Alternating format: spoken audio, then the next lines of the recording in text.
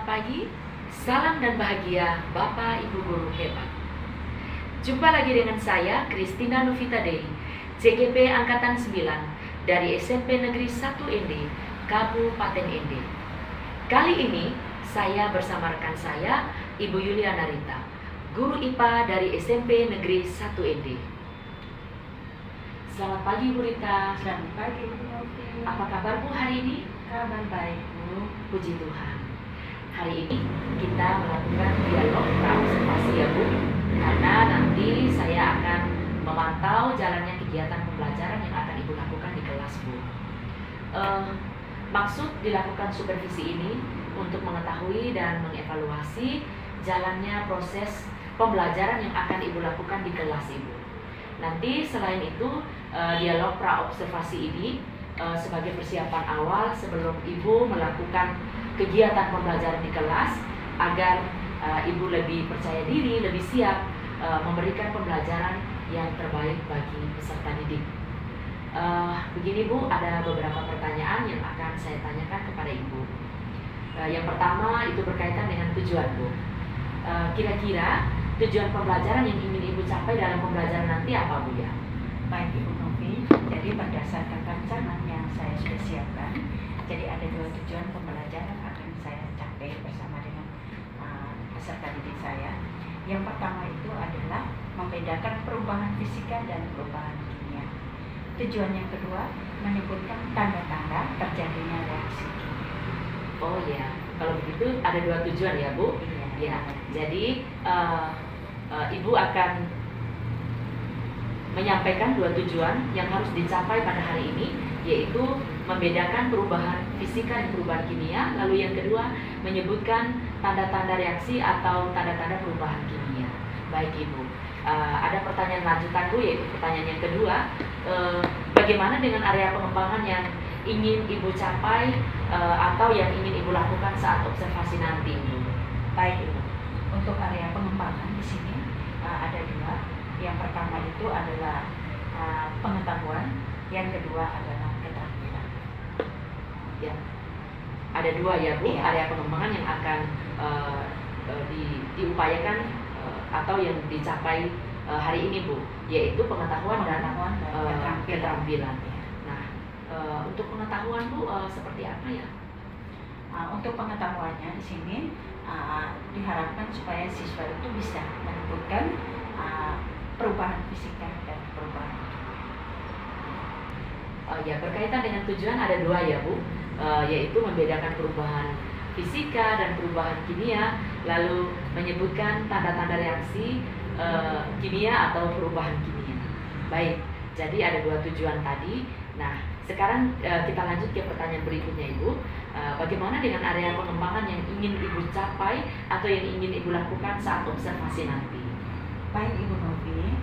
Nah, untuk area pengembangan di sini ada 2, yaitu yang pertama pengetahuan dan yang kedua adalah keterampilan. Nah, untuk pengetahuan di sini diharapkan siswa itu bisa membedakan perubahan fisika dan perubahan kimia. Sedangkan yang kedua keterampilan di sini siswa diharapkan dapat menyebutkan tanda-tanda terjadinya reaksi kimia melalui eksperimen. Oh gitu ya.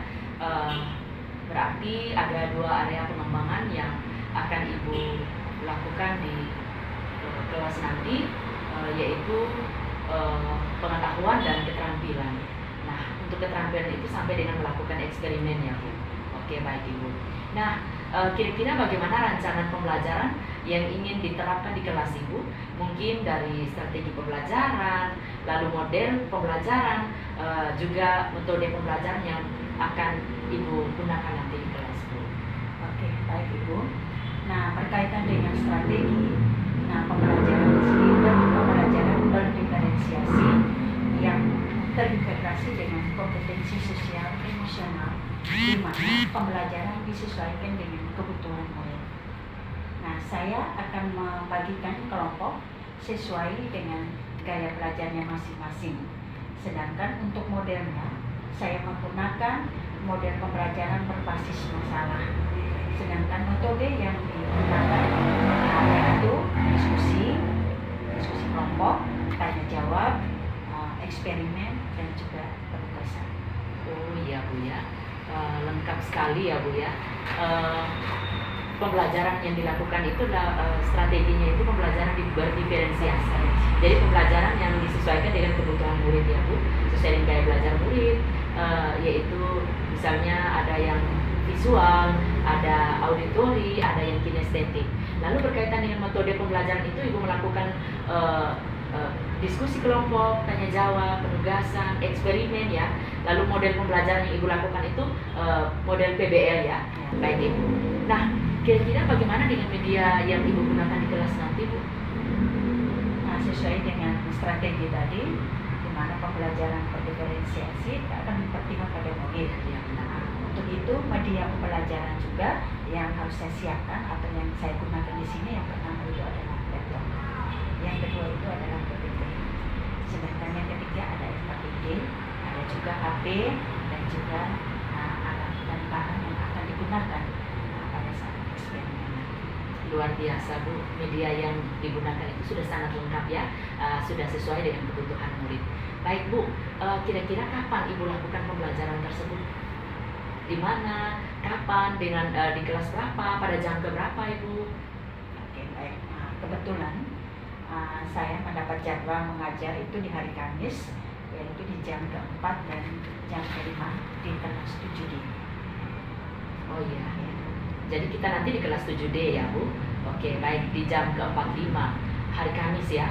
Baik Ibu. Nanti saya akan melakukan supervisi di kelas Ibu untuk mengamati atau mencatat semua hal-hal yang terjadi di kelas yang akan Ibu lakukan nanti. Nanti setelah observasi Ibu, kita akan lanjut lagi dialog, yaitu dialog setelah observasi yang namanya pasca observasi, di mana kita menyampaikan kembali apa-apa yang kita amati selama pembelajaran berlangsung. Baik Ibu, sebelum kita akhiri dialog kita, kira-kira apa yang Ibu dapatkan pada percakapan kita hari ini? Nah, di sini saya mendapatkan gambaran-gambaran tentang persiapan pembelajaran di kelas, seperti persiapan medianya atau perangkat lainnya. Itulah yang dapat saya lakukan. Luar biasa Ibu, ternyata dialog kita hari ini cukup bermanfaat ya Bu ya.